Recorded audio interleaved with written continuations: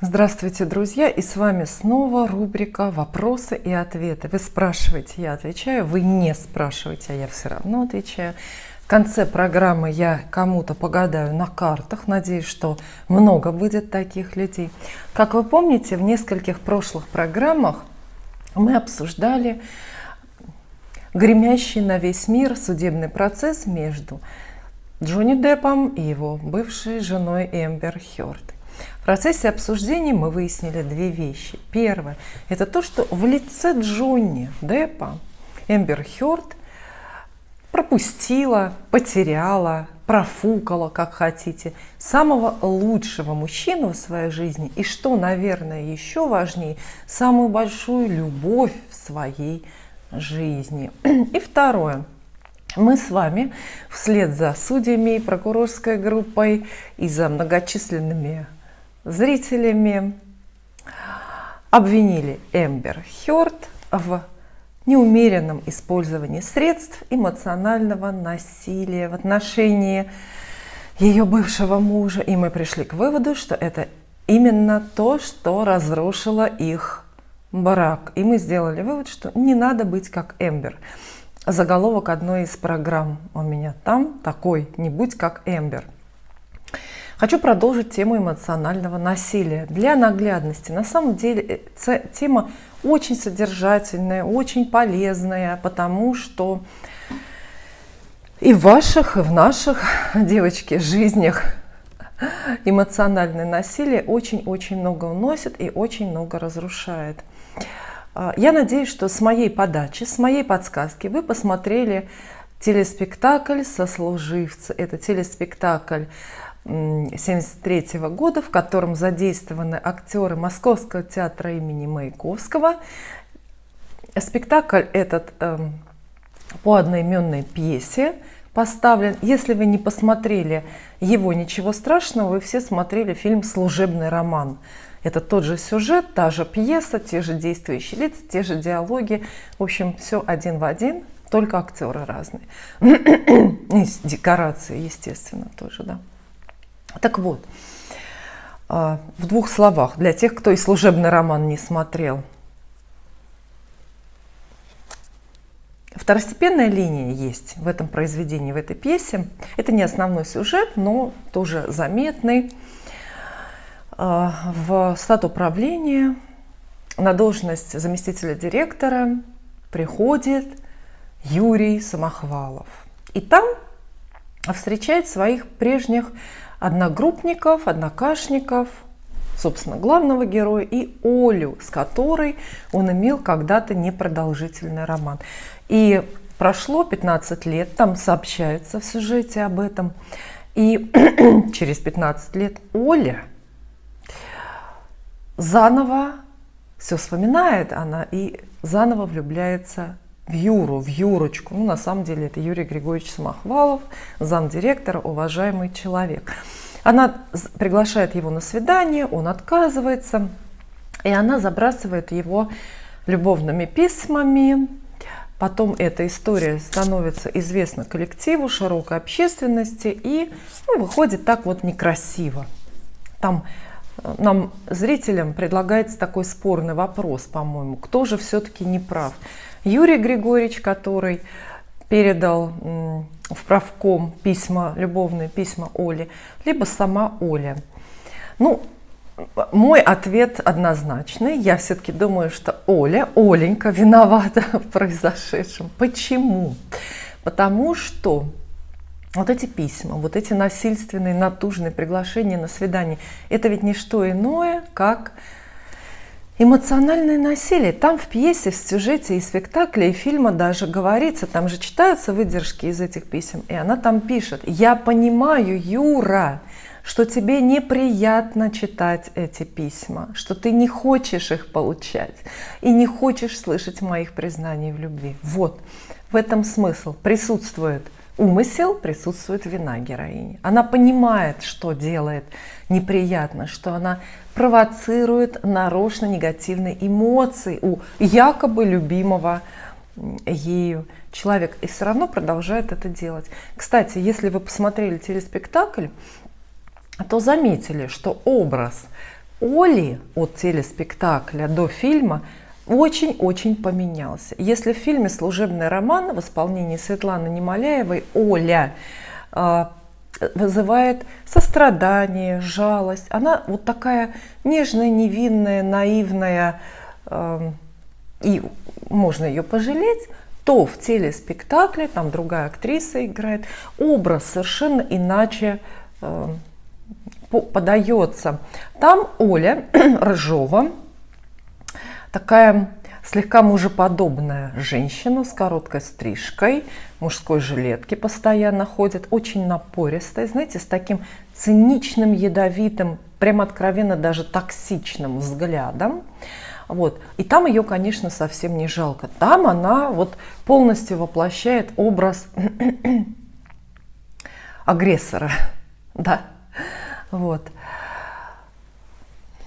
Не будьте как Оля. Если прежде я говорила «не будь как Эмбер», теперь я говорю «не будь как Оля». Чего она могла добиться и на что она рассчитывала, отправляя ему вот эти письма? Да? Понятно, что ничем хорошим эта история для Оли закончиться не могла. И она ничем хорошим не закончится и для вас.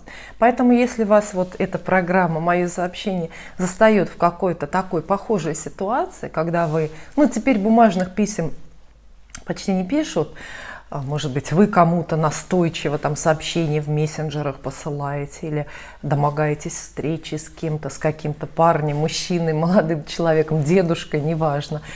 Вот, посмотрите на Олю. Ее еще можно сказать, что пронесло, да, там по общественной линии вмешались, и все сложилось, все закончилось так довольно невинно хорошо. Могло быть хуже, потому что про эту историю могли узнать жена Юрия Григорьевича, муж самой Оли, вы понимаете, да, во что это могло перерасти и превратиться. Вот не будь как Оля, поведение ее, ну не то, что смешное, жалкое, унизительное, это все понятное, но это все пустяки. Самое главное, что так делать бессмысленно. Вот так вот настойчиво провоцировать интерес мужчины к себе абсолютно бессмысленно. Никогда это не сработает, понимаете? Это не сработает, и вот и все.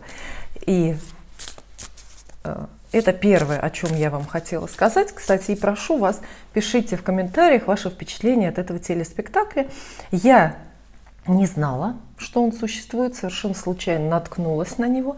И мне было интересно проанализировать как бы заново, как основную сюжетную линию, так и вот этот второстепенный вспомогательный сюжет. Кстати, в этой связи вспомнила историю из своего детства, хотя скорее отрочества. Знаете, в моем детстве мы жили дворами. Сейчас дети, наверное, не бывают во дворе, да, потому что все заняты интернетом. А у нас, конечно, был двор. Мы там общались, узнавали жизнь, учились коммуницировать с людьми. Почти каждый вечер мы проводили во дворе. У нас был такой большой закрытый двор из нескольких домов, буквально закрытый на ворота, на запоры. Вот. И был такой случай у нас. Вот одна девочка из нашей компании. Обычная девочка, ну, знаете, такая, как все. Вдруг влюбилась. В общем, заметила молодого человека, мальчика. Мы все ровесники, представьте, мы все одного года рождения. А мальчик этот был даже не местный. Он приехал на время к бабушке погостить, причем откуда-то из-за границы, ну, как минимум из Прибалтики. И вот она стала донимать его своим вниманием. Каждый вечер мы выходили смотреть этот сериал. Нас это страшно забавляло. Мы смотрели, как наша подруга ходит за этим мальчиком, буквально не дает ему прокрасться по двору к подъезду и требует, чтобы он пошел с ней на свидание. И была она настолько настойчива, была она вот настолько убеждена в своей правоте, в том, что она вот, ну, абсолютно имеет право на его любовь, на его внимание, понимаете, да? И она искренне возмущалась, почему он не соглашается. Нам, всем остальным, было очень смешно. Наша подруга тоже писала своему герою письма, по-моему, даже дарила какие-то маленькие подарки. Она пошла дальше, она привлекла к этому делу своих родителей. То есть она убедила своего папу, папа у нее был добрый, очень любил дочку, и он, по-моему, согласился, убедила своего папу пойти к родителям этого мальчика или там к его бабушке и повлиять, его уговорить, чтобы он начал с ней там как-то встречаться и дружить. Причем, вы знаете, это было не в совсем таком дошкольном возрасте, нам не по 8 лет ведь было в это время, я думаю, что уже лет по 14. То есть это такой сознательный возраст, когда мы должны отдавать отчет себе, да, вот, в своих действиях. Вот вспомнила я такой эпизод. Ну, понятно, что это ничем не закончилось. Мальчик этот не сломался, несмотря на такой активный напор. Он был очень воспитанный, интеллигентный. То есть он как-то вот избежал грубости, избежал, ну уж совсем как быть того, чтобы быть некрасивым, хотя мог быть, да, в такой ситуации, я думаю, что и он имел моральное право, может быть, что-то грубое даже ей сказать, такое резкое, там, отстань или что, но он как-то очень дипломатично. Ой, я не знаю, как сложилась его судьба, надеюсь, что он дипломатом работает успешно. Вот, и ну, он как-то дипломатично это все обошел. Я не знаю, у этой девочки, у нашей подруги осталась моральная травма от того разочарования, или она ее быстро забыла. Но вот был такой эпизод, была такая история. Меня впечатлило, потому что вот я уже тогда, или еще тогда, смотрела на все происходящее вот чисто как на комедию.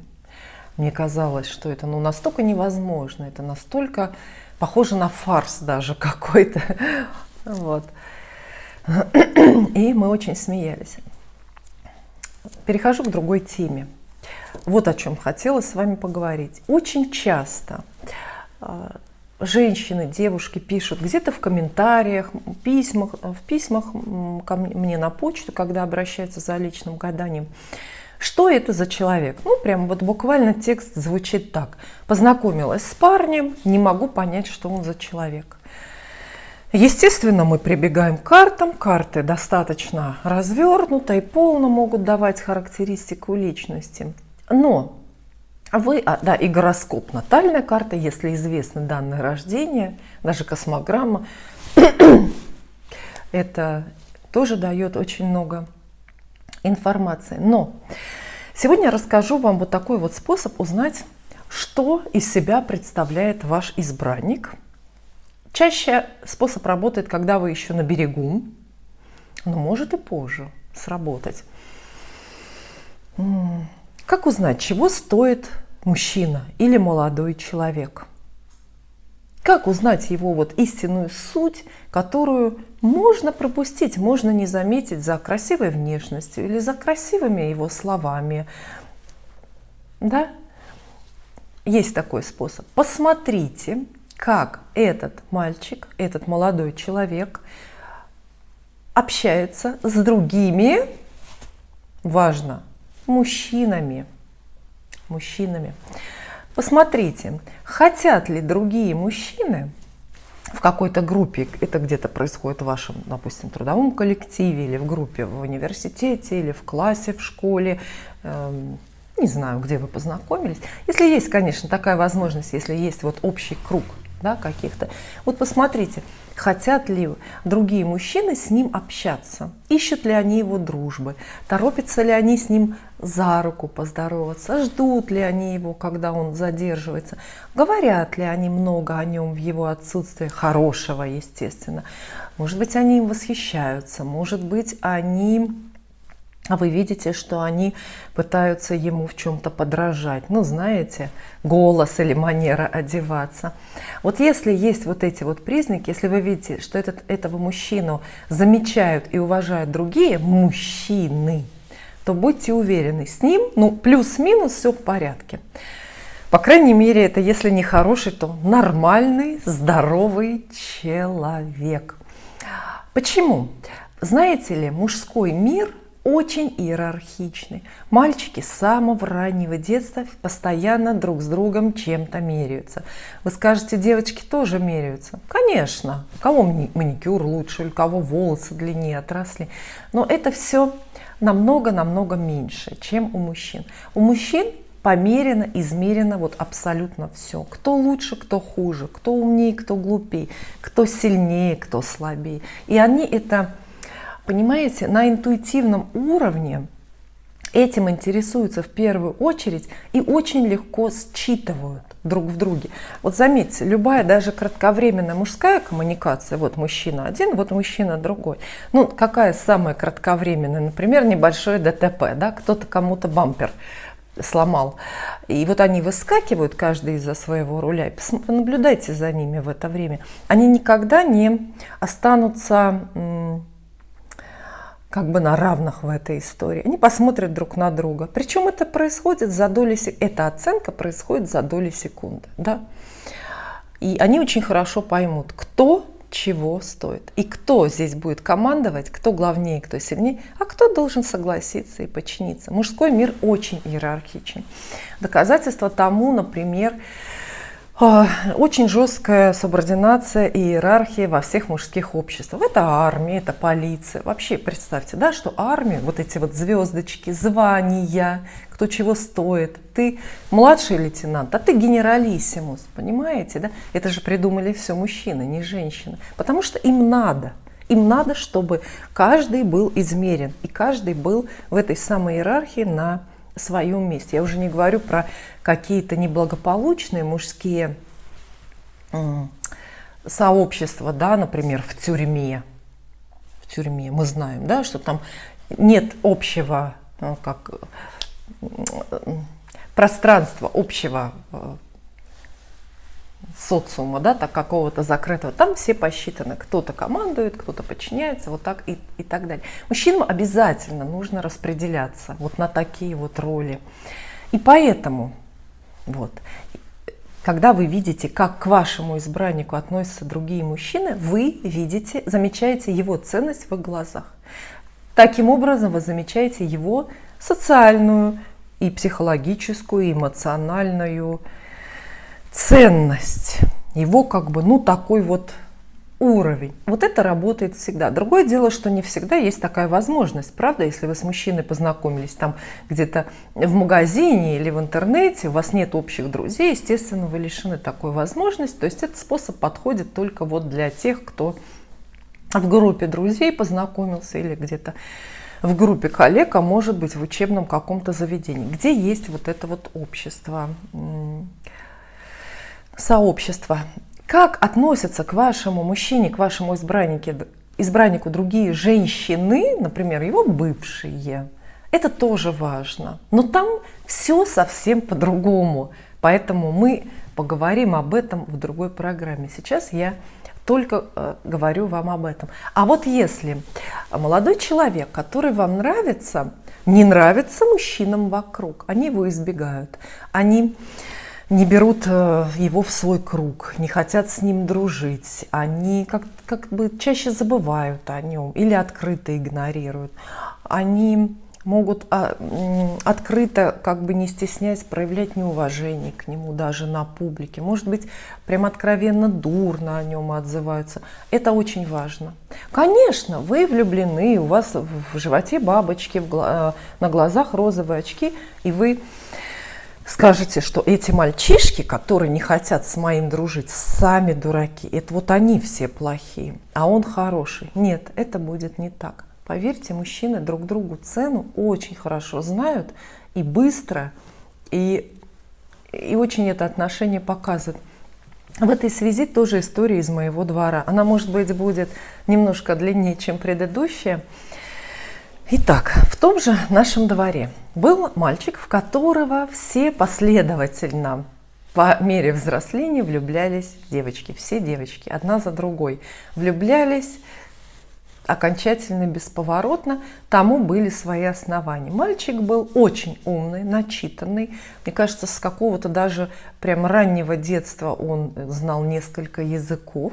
Из очень интеллигентной, привилегированной такой семьи. потрясающее чувство юмора и, конечно, изумительный красавец. Что девочкам еще нужно в 12, 13, там, 16 лет, правда? Очень яркий, такая идеальная гладкая оливковая кожа, огромные зеленые глаза, каштановые кудри, рост, осанка. Ну, то есть вот просто Голливуд отдыхает, как говорится.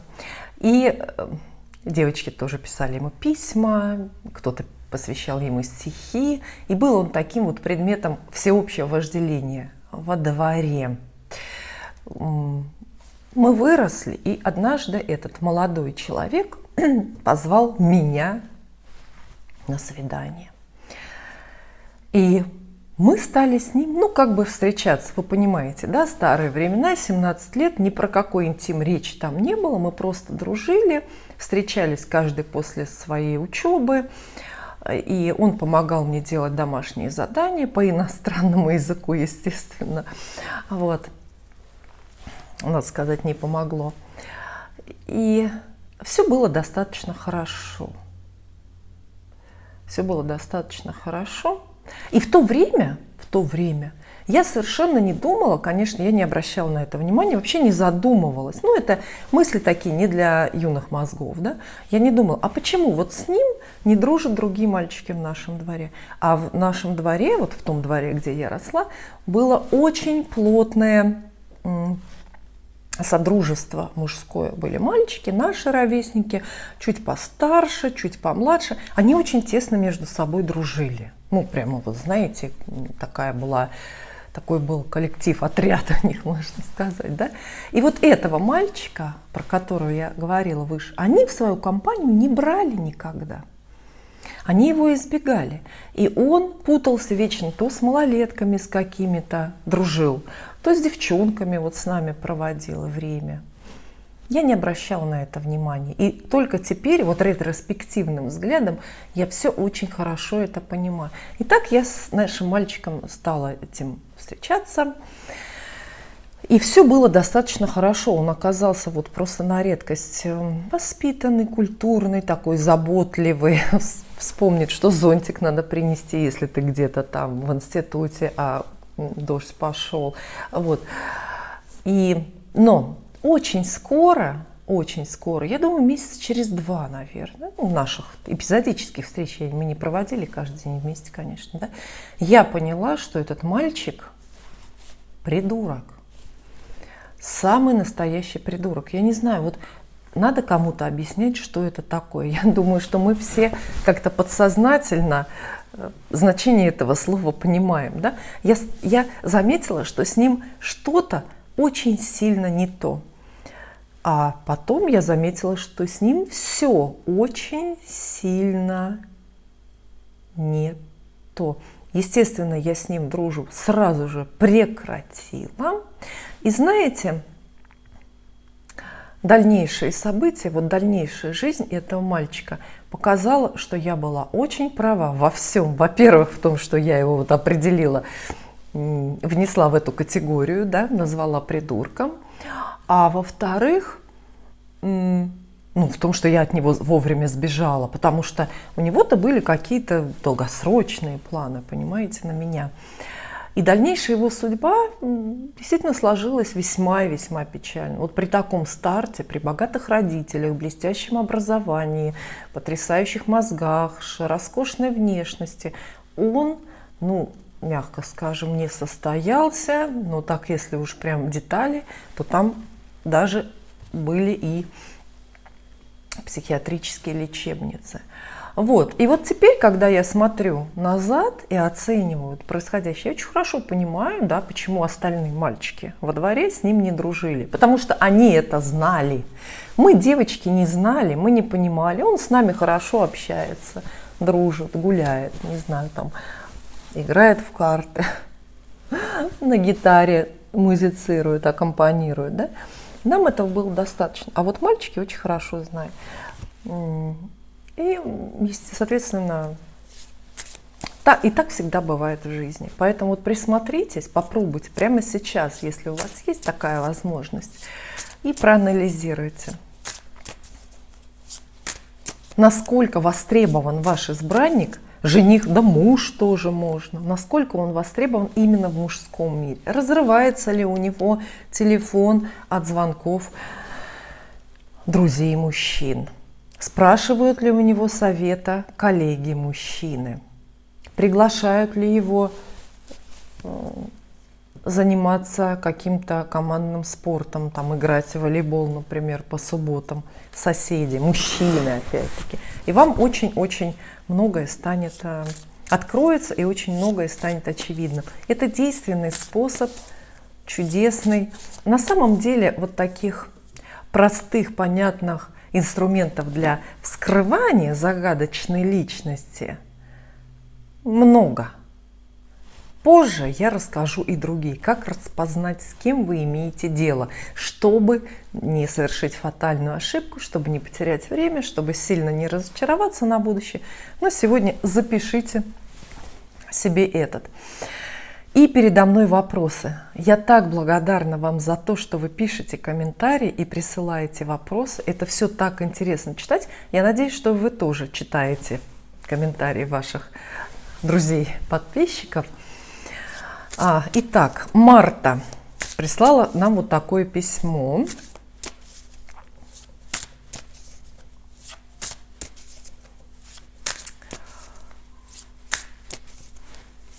Ничто женское мне не чуждо. И тоже интересно знать, не пропустила ли я своего Джонни. Для новых зрителей скажу, Джонни мы договорились, это такое условный общий псевдоним, мы так договорились называть главного мужчину в жизни каждой женщины, нашей зрительницы, нашей подписчицы. Да? То есть здесь отсылка идет к Джонни Деппу, который главный мужчина был в жизни Эмбер Хёрд. Я думаю, здесь понятно. То есть это все Джонни. Итак, да, мне всего 42, пока. Но все-таки недавно у меня было расставание с человеком после многолетних отношений. Я не сломалась. Мысли о будущем посещают. Близкого человека хочу иметь в своей жизни. Но учитывая, что я человек очень домашний, не люблю тусовки и шум, это новому знакомству совсем не способствует. Заранее спасибо, если увидите и прочтете мой вопрос. Интересно, Марта, что сам вопрос-то вы не написали? У вас очень интересное письмо. И нам всем понятна тема, но вопроса нет. Вопрос – это все-таки, знаете, предложение с вопросительным знаком на конце. У вас здесь нет. Мы можем только предположить, что ваш вопрос состоит в том, встретите ли вы в скором времени какого-то мужчину, подходящего вам для совместной жизни. Правильно мы угадали? Может быть, вы имели что-то другое в виду. По поводу «не люблю тусовки и шум». Кстати, вот это тоже большое заблуждение. Романтические знакомства, особенно серьезные, долгосрочные, не так уж и часто завязываются в местах, где тусовки и шум. Там все-таки люди развлекаются, там более ориентированы они на краткосрочные, на, там, может быть, однодневные какие-то отношения, знакомства. Если вы не любите, в принципе, как я, например, выходить из дома, то к вашим услугам интернет. При правильном подходе вы можете в интернете попробовать кого-то поискать. Кстати, у нас, по-моему, позже есть вопрос про знакомство в интернете. Если нет, расскажу в следующей программе. Там тоже есть свои особенности. Для меня понятные, очевидные, но для многих не очевидные. Давайте в следующей программе, а то иначе я вас сейчас страшно заговорю. Итак, для Марты гадание. Как скоро Марта встретит своего Джонни, самого лучшего? Ну, мы надеемся, что она его еще не пропустила, да? В своей жизни. По традиции не описываю вам карты, берегу связки и ваше время. Говорю так, а вы уж мне поверите. Уж поверите. Скажу только, что карты перевернутые выпадают вам все три, а это значит, что все-таки дело-то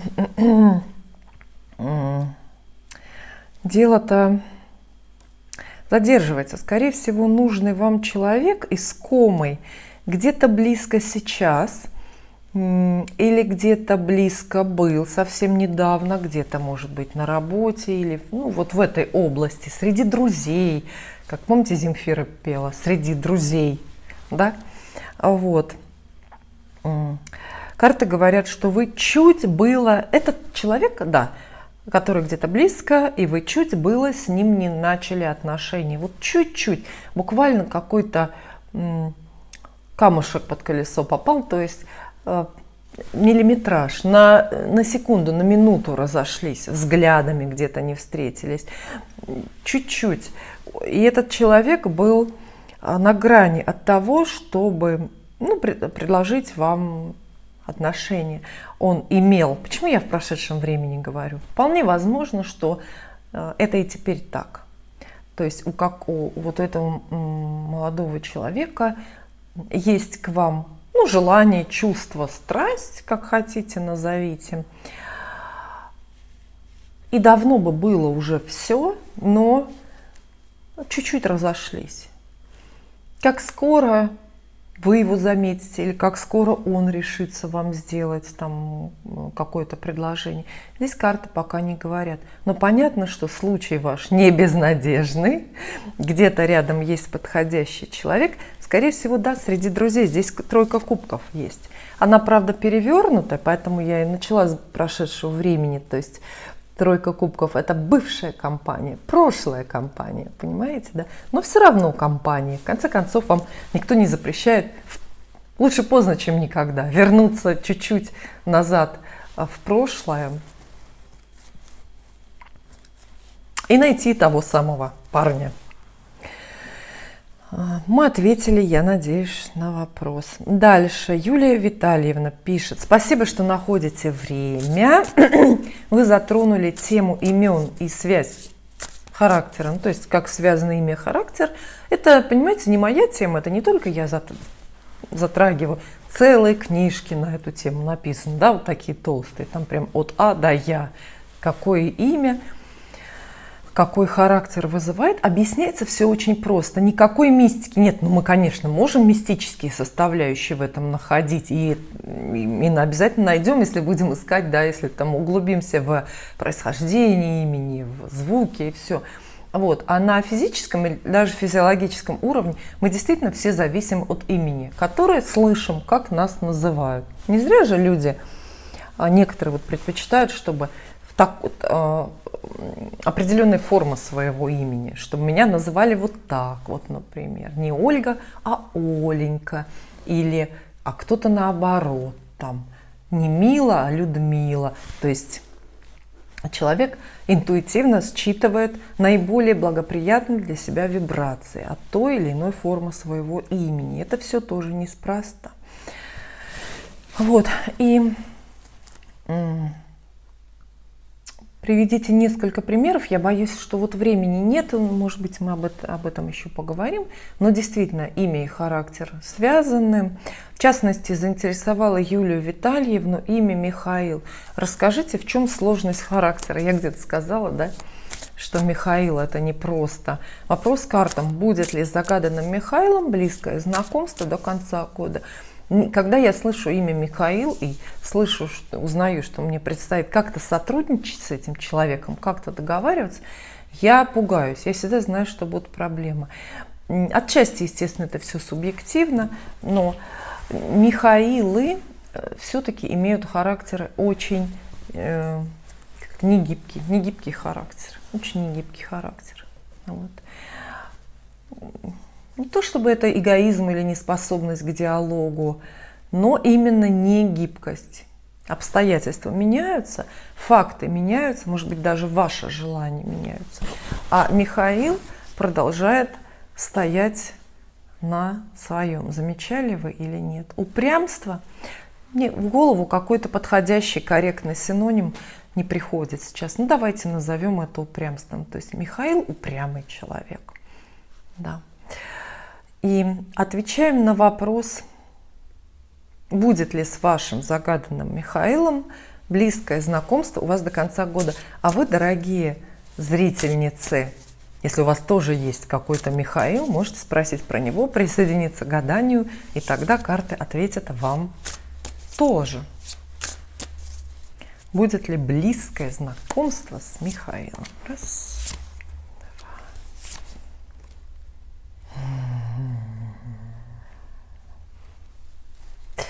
Давайте договоримся о значении терминов. Что вы называете близким знакомством? Вот карты говорят, что у Михаила есть к вам романтические чувства, и, возможно, очень сильные. Но также возможно, что ему хорошо одному. Он выглядит как сильно влюбленный, но все-таки убежденный одиночка и холостяк. Поэтому для вас скорее задача как-то подвигнуть его, эти чувства проявить. Сам он их не покажет. Поэтому вы в шаге от близкого знакомства с этим человеком, но само по себе или по судьбе, или по его инициативе это не случится. Вам придется работать над этим. Я всегда говорю, что убежденный холостяк, то есть мужчина, который привык быть один и комфортно сам с собой уживается и не ищет пару, это самый сложный персонаж в отношениях, самый сложный в том, чтобы довести его до брака. Многие радуются, говорят, что ой, я встретила парня, ему 45 лет, он никогда не был женат, один. Представляете, как мне повезло. То есть вот как будто бы он меня дождался. На самом деле это большая проблема, потому что если он не женился, ни на ком не женился, то и на вас не женится. Это народная мудрость какая-то древняя гласит. Вот, но для Юлии Витальевны расклад получился вот такой. Дальше.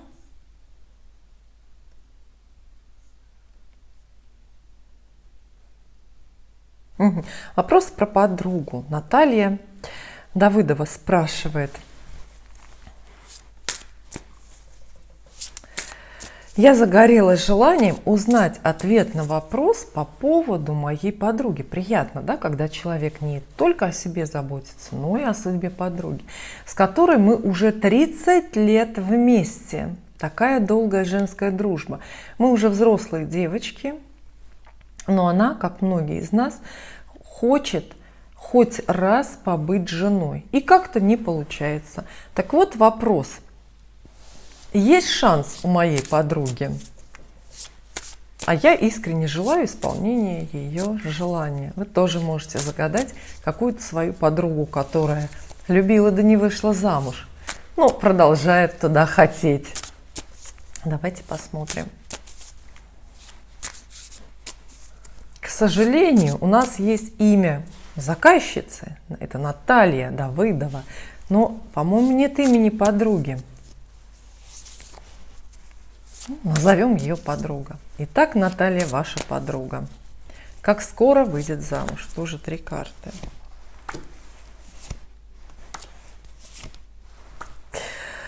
Ох! Выйдет. Точно. Официальный брак выпадает. Прям карта справедливости. Это вот поход в ЗАГС. Так что для себя, Наталья, тоже готовьте какое-то платье подружки невесты. Да, будет законный брак, которым она будет очень-очень гордиться. Человек выпадает ей постарше нее, с очень серьезными какими-то культурными или моральными ценностями. А возможно, это будет человек с какой-то необычной профессией, с каким-то необычным занятием, необычным бизнесом. В общем, необычный. То есть вам будет что обсудить с другими подругами. И да, здесь действительно брак очень большое значение будет иметь как бы статусность, что ли, этого брака, так правильно сказать. Ваша подруга даже загордится, может быть, даже зазнается от того, за какого завидного парня она вышла замуж. Хотя не парень, да, я все-таки утверждаю, что человек этот будет постарше ее возрастом значительно. Ну а по поводу сроков, все карточные расклады, если мы не просим иного, описывают период очень доступный, где-то 1,5-2 года. Вот так. Я думаю, что в пределах 2 лет с вашей подругой все уже произойдет. Дальше.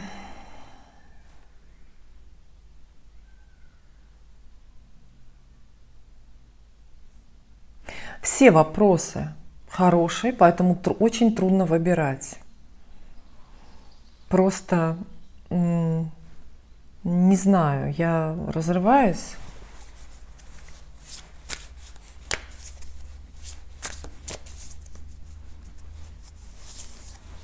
Ольга Р. пишет: никогда в жизни не было служебного романа и не хочется. В прошлой программе я действительно говорила про служебные романы и почему я их не рекомендую. И не хочется, но хочется узнать, встречу я свою любовь 29 марта 81-го. Ну, это, вероятно, дата рождения Ольги.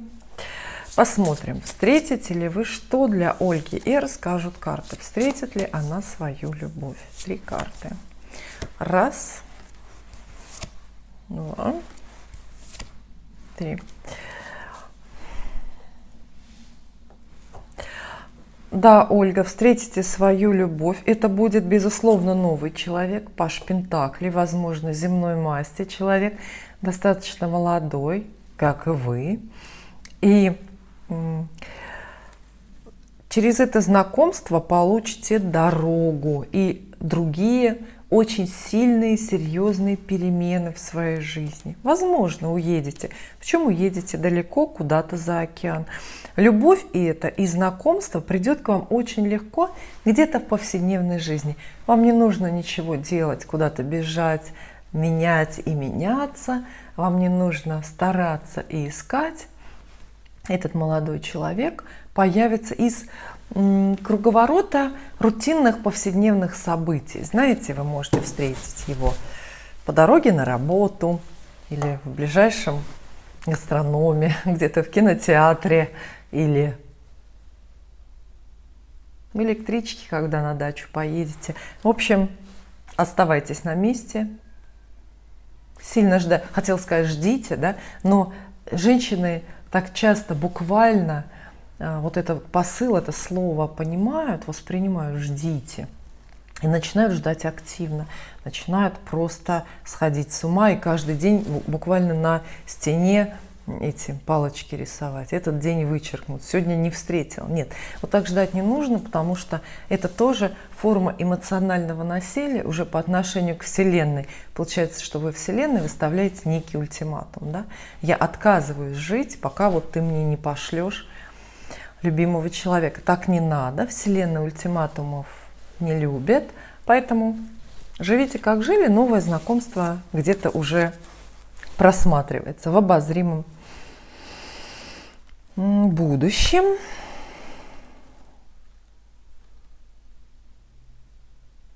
Дальше. Не могу я, наверное, сослепу прочитать, как это имя пользователя. По-моему, Илона.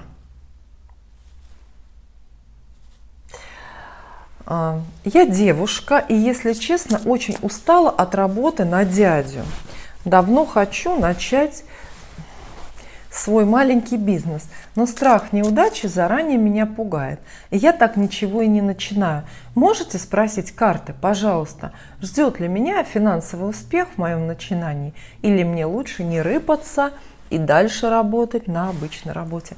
Прекрасный, актуальный вопрос, мне кажется, для многих девушек, да, потому что пока никто зарплату не отдает, приходится жить на свою, приходится ходить на работу, стараться зарабатывать или по возможности работать на себя, открывать свой бизнес. Я всегда очень радуюсь, когда вот мне женщины пишут, такие истории присылают, что вот я решилась, бросила работу, начала свой бизнес, сейчас все так хорошо, я сама себе хозяйка и так далее. Мне прям кажется, что это какая-то такая победа феминизма в отдельно взятой судьбе чьей-то. Итак, для Илоны вопрос. Если вы сейчас, ну вот, скажем, в этом году откроете свой бизнес, будет ли он денежным, удачным, финансовым отношении? 3 карты. Раз, 2, 3. Ну что ж, здесь откровенно денежных карт нет, я вам сразу скажу. Тройка жезлов говорит, что вам лучше сейчас продолжать начатое. Во-первых, продолжать оставаться на вашей обычной работе. Вероятно, она не такая уж плохая, хорошая и что-то вам приносит, по крайней мере, заработки. А если вы будете параллельно открывать свой бизнес, то пусть это будет тоже бизнес какой-то не принципиально новый для вас. Пусть этот бизнес тоже выглядит для вас как продолжение чего-то прежде начатого. Я думаю, Илона понимает, о чем я сейчас говорю. Но тройка жезлов — это в любом случае карта новых горизонтов. Вам от этой затеи отказываться не нужно. К сожалению, сейчас вы встретите какое-то противодействие от судьбы в этом начинании. Это не безнадежный случай, это не фатальный провал, но новый бизнес будет развиваться медленнее и, знаете, эмоционально труднее, чем вы можете ждать. Понимаете? Одно дело, когда трудно просто по факту, трудно оформляются документы, трудно находятся клиенты и поставщики. А другое дело, когда вы сталкиваетесь с тяжелыми эмоциями, своими или чужими. Когда, например, появляются люди где-то рядом, которые против, которые вас критикуют, которые, как дементоры, знаете, из Гарри Поттера, вытягивают из вас весь оптимизм и убеждают вас, что ничего не получится, и заставляют бросить. То есть здесь с какими-то тяжелыми эмоциями это связано, поэтому, увы, вот пока лучше все продолжать. Нет, чего не отказываться, продолжайте работу и продолжайте хотя бы по чуть-чуть придумывать этот самый свой маленький бизнес, чуть-чуть в нем продвигаться. Но для вот таких радикальных перемен, прямо вот бросить и переместиться в точку Б, нет, время не пришло. Будет другое время, будет, может быть, следующая зима. Вот. Дальше вопрос необычный, хотя такие встречаются в последнее время все чаще. Тенденция времени. Наталья К. пишет: давно хочу сделать одну небольшую пластическую операцию, но все время откладываю мероприятие, потому что жадничаю. Буду ли я довольна результатом, если все-таки решусь на нее? Ох, серьезный такой вопрос, да? Все-таки пластическая операция. Ну, посмотрим. Результат вашей пластической операции, Наталья. Кстати, если здесь надо мое мнение, но я все равно его вставляю, потому что в этом смысл программы. Я за пластические операции. Вот 100 раз за. Мне таких вопросов не задают в комментариях, но могли бы задать. Я считаю, что поскольку вот жизнь у нас одна, надо постараться прожить ее максимально разнообразно. И в том числе с разной внешностью, понимаете? Нет смысла жить всю жизнь, как некоторые любят, вообще с одной прической, с одним цветом волос, с одним каким-то макияжем выбранным. Нет смысла. Пусть, если есть деньги, есть здоровье и настроение, мне кажется, надо делать и пластические операции, и татуировки, и как-то трансформировать тело свое, там, я не знаю, худеть, толстеть, делать что угодно.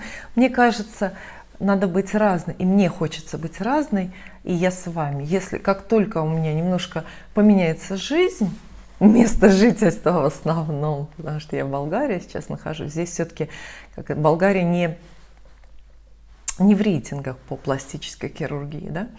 А вот, и я не могу ее покинуть по техническим причинам.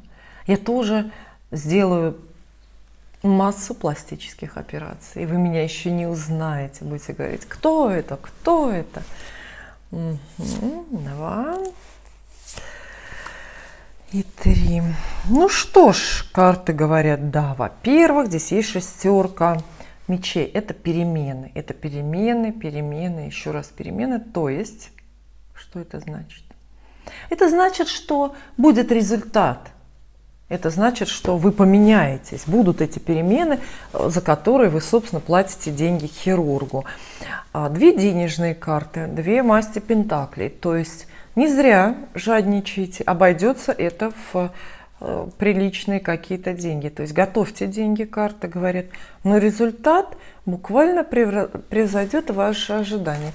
Я даже покажу вам карты. Видите, здесь есть 6 мечей и туз пентаклей. Каждая из этих карт по-своему, и тем более 2 вместе, описывают дорогу к новой жизни. Понимаете, да? А новая внешность – это все-таки новая жизнь. Поэтому да, будьте довольны результатом. Ничто не пройдет бесследно. И, кстати, туз пентаклей. То есть в целом на вашу жизнь, на любые ее сферы эта операция сильно повлияет. Понимаете, да? Ведь зачем мы делаем операции? Чтобы вот у нас поменялось настроение, жизнь поменялась. И как раз вы такие перемены получите. То есть это аукнется на все. Новую жизнь получите с новым носом или с новой грудью. Не знаю, что вы хотите сделать, но это будет новая жизнь.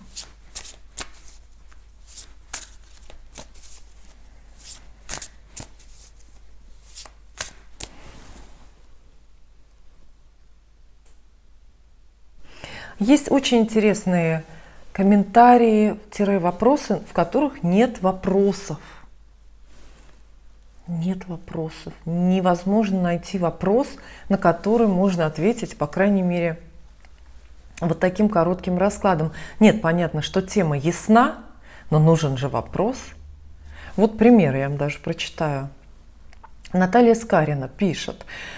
Как раз уже с неделю появились романтические нотки с коллегой из другого города, но тут же появился не коллега, иностранец, зовущий в другую страну. В общем, слишком много всего, нужна ваша помощь. Видите, вопроса нет, мы не можем здесь решить. Вот Наталья спрашивает, допустим, как к ней относится этот коллега из другого города. Может, ее это интересует. А может быть, ее интересует, надо ли ехать к вот этому вот иностранцу. Наталья, если вы напишите, мы в целом понимаем, что вас смущает, но ответить на что просто не знаем. Если вы напишите именно вопрос по вашей теме, то я вам в следующей программе отвечу. Дальше.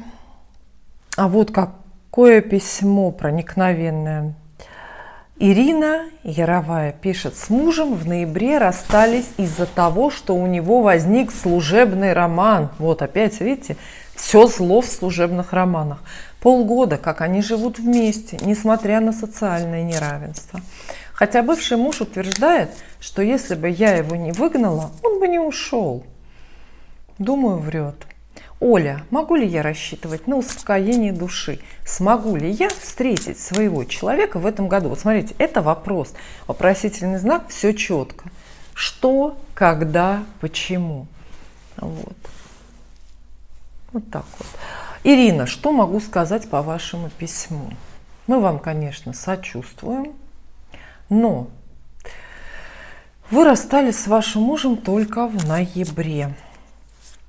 И это плохо сейчас, ну, как бы для вашего вопроса, или для этого расклада, или для этого будущего, которое мы пытаемся вам оценить. Почему? Потому что все-таки должен пройти какой-то срок между вот вашим нахождением в браке и какой-то новой встречей. Знаете, старые гадалки, как говорили, ну, это, конечно, многих напугает, но я вот слышала буквально, прям вот так вот дословно, что сколько лет вот женщина была замужем, если это карма для тех, кто сам разрушил брак, или если женщина сама подала на развод, инициировала брак, расставание, то работает такой, ну, по словам гадалок, работает такой закон. Сколько лет длился брак, столько лет женщина будет одна.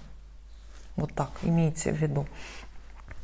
И я так пытаюсь следить за происходящим, и часто эта история подтверждается. Представляете? Вот. Но Ирине мы погадаем. В этом году Просто меня смущает то, что еще очень мало времени прошло с момента вашего развода. Вот это смущает. Все-таки какой-то период должен быть, ну, и для вашей адаптации к холостой жизни, для того, чтобы все переосмыслить, настроиться на лучшее. А может быть, я не права, может быть, карта скажет, что вас завтра буквально ждет любовь всей жизни. Посмотрим, в этом году Ирина встретит ли своего человека. 3 карты.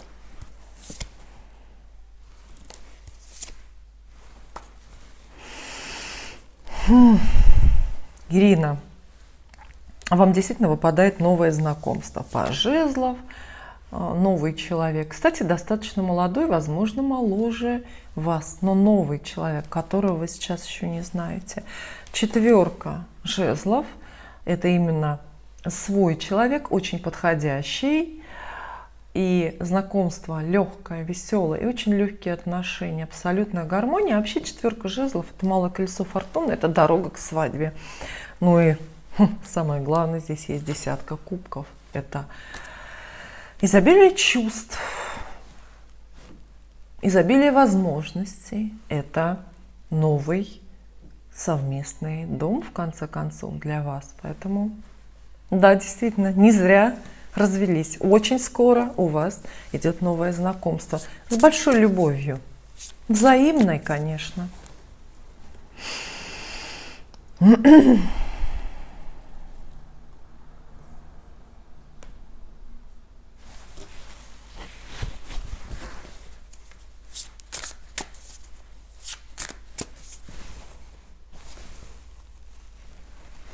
Есть комментарий к теме «Служебный роман». Мы не избежим этого, конечно.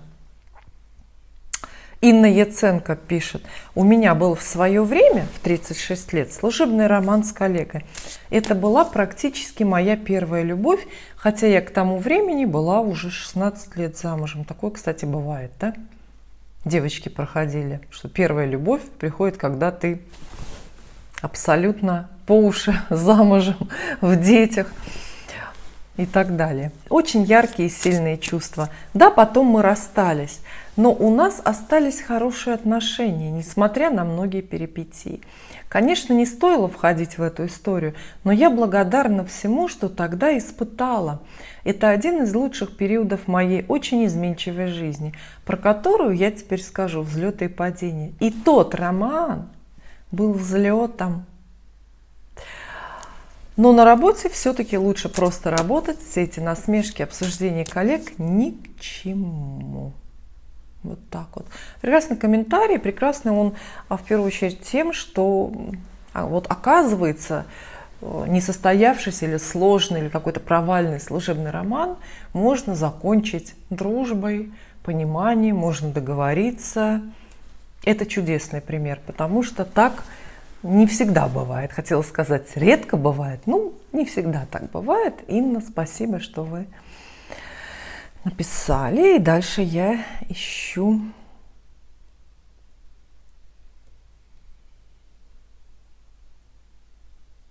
вопросы. Я выделяла вопросы. Вот, очень интересная история, буквально сериальный сюжет. Кстати, есть популярный еще советский сериал. Помните? Надо сейчас пересмотреть, потому что я его в детстве видела. «Долгая дорога в дюнах». Он там и про войну, и про любовь, и про политику, про все. Ну вот Галина пишет аналогичную историю. Мой вопрос на тему «Войти в одну воду дважды». Была замужем, сейчас в разводе, есть дети. Но всегда вспоминала того первого, с которым расстались по независящим от нас обстоятельствам. Он иностранец, уехал, а интернета тогда не было. Да, представьте, молодежь. Когда-то не было интернета, и люди очень легко друг друга теряли. Не было мобильных телефонов, не было интернета. Как мы жили тогда, не знаю, как медведи в пещерах, что ли. А через 25 лет нашли друг друга. Он тоже так и не смог полюбить никого другого. Как вы говорили, тельцы однолюбы. Но есть обстоятельства, которые не дают мне возможности быть с ним вместе на данный момент. Вот попробуйте, догадайтесь, какие это обстоятельства. Мне нужно, пишет Галина, дорастить детей. Ну, уважительная причина, безусловно, да. Он готов ждать. Спросите у карт, пожалуйста, будем ли мы вместе и уеду ли я к нему. Ну да, дорастить детей — это очень серьезно. Это очень серьезно. Я не смеюсь, потому что у меня тоже есть задача дорастить кошек, которые здесь видно в изобилии представлены, да? Ну,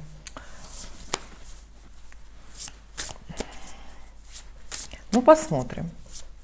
Спрашиваем для Галины.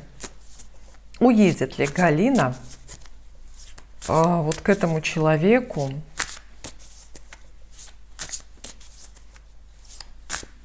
иностранцу, в другую страну, когда дождется ли он ее. Ну, прекрасная история, да, какая-то такая вот. 25 лет, представьте, 25 лет. Это, ну как можно сохранять чувства в 25 лет? Вот многим это недоступно, да. Это люди с очень-очень серьезной эмоциональной памятью, только так умеют, да? Переживать эмоции прежние через время. Не всем дано, тут опять же гороскоп. Очень много здесь дает или отнимает гороскоп. Ну, посмотрим. Очень хочется достать хорошие карты, конечно. Колода злая, видите, я, может быть, не права в том, что взяла эти карты. Немножко они такие.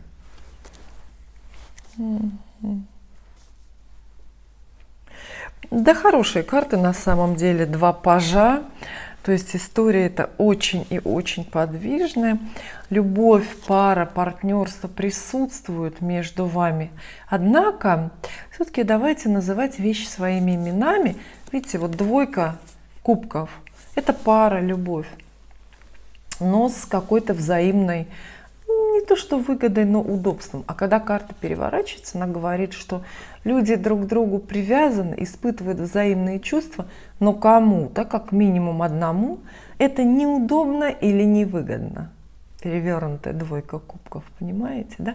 То есть, да, вполне хорошие карты, вы будете продолжать общаться, и ждите новости от него, какие-то сообщения, предложения, приглашения, но все-таки, чтобы это было быстрее или более гладко, урегулируйте вопросы денежные, какие-то очень материальные. Знаете, может быть, речь идет не о деньгах в чистом виде, вот, но все равно нечто материальное, нечто очень практичное, такое приземленное. Ну вот, скажем, те же самые дети. Ведь почему дети бывают проблемы в такой истории? Потому что на детей нужны деньги, нужны средства. Дети — это очень расходное мероприятие. Вот. И то есть, карты больше вам советуют сейчас не о чувствах друг друга беспокоиться. Вероятно, с этим все в порядке. А беспокойтесь о каких-то практических, вот таких понятных вещах. Вот. О бюджетных даже, я бы сказала, вещах, о распределении, может быть, расходов в вашей будущей, возможной какой-то паре. И с большой вероятностью карты не гарантируют. А что это значит не гарантируют? Это значит, что результат, итог этой истории отложен во времени. И сейчас пока карты не могут предсказать его, потому что еще ваша судьба, как та веревочка, да, вот я говорила, судьба как веревочка, вот она из пуповины идет и вот так вот перед нами свивается. И у кого-то она далеко прям свивается, а у кого-то нет, только вот здесь, вот прям на ближайшие 15 суток. Вот. Поэтому, видите, судьбы предсказанной уже, предрасположенной какой-то, для вас пока нет. Понятно, что эта история очень воплотимая, очень реальная, она будет, безусловно, у вас продолжаться. Если будете на всю эту историю практично смотреть, то через время, но не очень скоро, все-таки не в этом году и даже не в следующем. Я думаю, что как минимум 1,5 или 2 года должно пройти до уже результата, до того момента, когда станет ясно, возможно это или невозможно, нужно это или не нужно. Вот. Но тем не менее, очень даже Это очень даже близко, воплотимая история, реальная, понимаете, реалистичная какая-то история, такая вот, которой можно и нужно идти, которой можно и нужно заниматься. Дорогие друзья, я еще раз благодарю вас за то, что вы пишете, присылайте вопросы и комментарии, продолжайте в том же духе, потому что наша рубрика «Вопросы и ответы», я надеюсь, останется регулярной. Я очень надеюсь, что скоро мы перейдем на прямые эфиры, и нам будет еще интереснее общаться. Увидимся!